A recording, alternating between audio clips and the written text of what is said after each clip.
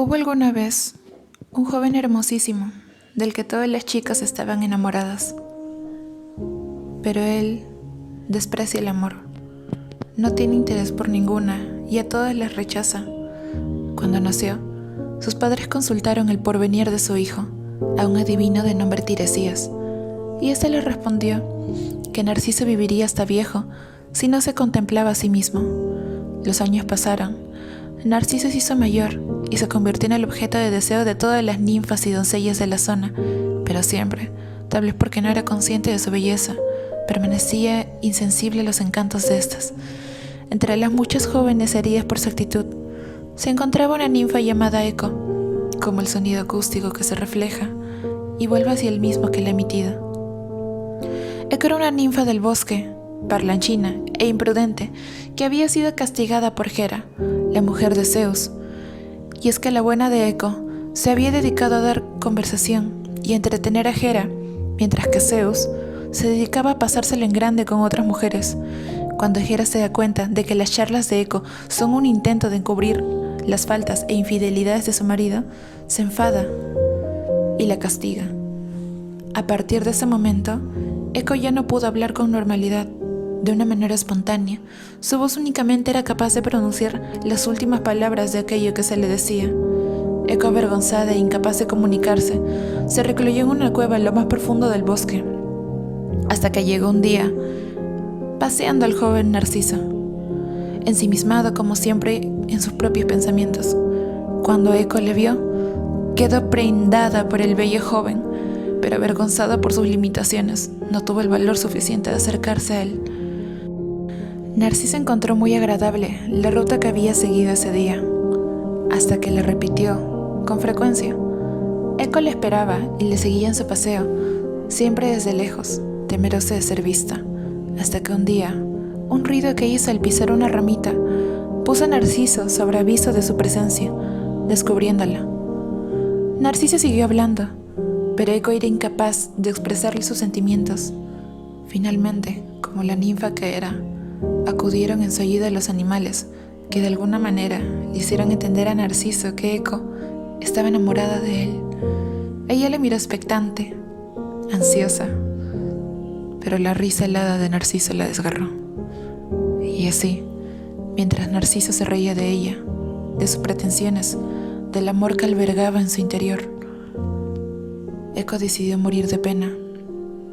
Desesperada, se retiró a su cueva, donde permaneció quieta, sin moverse, sin comer, repitiendo en bosqueda, como un susurro, las últimas palabras que había oído asomado, cuando las doncellas clamaron al cielo pidiendo venganza a Némesis, la diosa de la justicia, quien había observado todo desde el cielo.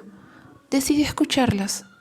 E hizo que un día muy caluroso, tras una cacería, Narciso se incline sobre una fuente para calmar su sed.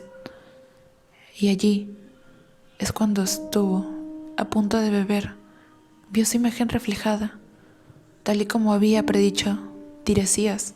Esta imagen le perturbó enormemente.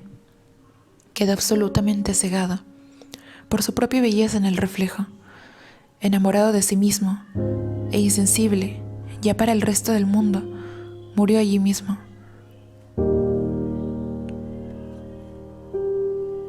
Quedó tan enamorado de su imagen que quiso reunirse con ella y murió ahogado tras lanzarse a las aguas. En su lugar de muerte brotó una flor al que se le dio su nombre, el narciso.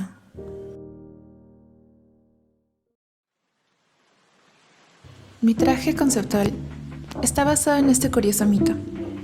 Mi inspiración fue el mensaje de la historia y el perfil psicológico tras un análisis de los personajes principales, combinándolos con emociones, formas, texturas y colores que logran transmitir la historia a través del traje conceptual, usando de base los vestidos improvisados de las ninfas. Algo sencillo, pero llamativo a la vista. Los colores principales son neutros, fríos, tal como una parte del cuento, tal vez la más importante. Los siguientes son colores terciarios, que me ayudaron a dar resalte al diseño y poder observar una mejor versión de sí misma. Tuve más de 16 diseños, pero al final escogí 5, y de ellos uno resaltó. Leí el punto de quiebre con el que pude trabajar. Incluso me vi tentada a cambiar por completo el diseño, pero después de analizar bien, solo agregué aspectos en ello que me ayudaron a darle un enfoque un poco más apegado al cuento. Usé todo tipo de materiales, entre más de 6 tipos de papeles, cables para la estructura y distintas técnicas de plegado y armado de flora en papel. Al final, resultó un traje que trata de contar el cuento por medio de sus partes. En una falda media de 4 partes se divide el inicio, el nudo y el desenlace. El camino de flores relata la parte donde Narciso sigue la ruta del bosque hacia el río, cerca de la cueva de Eco. Las blandas de los laterales relatan el río y la desesperación de Eco. Como bien se sabe, la depresión y la ansiedad son intranquilas, pero silenciosas. En la parte posterior se puede ver un camino de ramas y pocas flores, frente a un espejo a las espaldas de la mirada de Eco, donde se relata el fatídico suceso del mirar de Narciso y su muerte en nombre de venganza por dañar a un ser que no lo merecía. En la parte superior se puede ver una estructura de origamis, ubicada en el corazón, justo donde Eco sintió su último dolor antes de perderse dentro de la cueva. Por ello, decidí clavarle agujas brillantes junto a una masa negra que quiere representar la petrificación de su corazón frente al cruel rechazo. En su hombro podemos ver un curioso árbol que quiso representar las esperanzas de Eco frente a la declaración de amor, pues no pensaba que aquel bello joven sería su perdición. Y la corona de flores, junto a su mirada baja, es el énfasis que resalta las consecuencias del ego destructivo que alguna vez tuvo Narciso.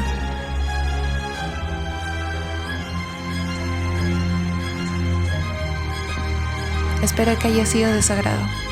Muchas gracias.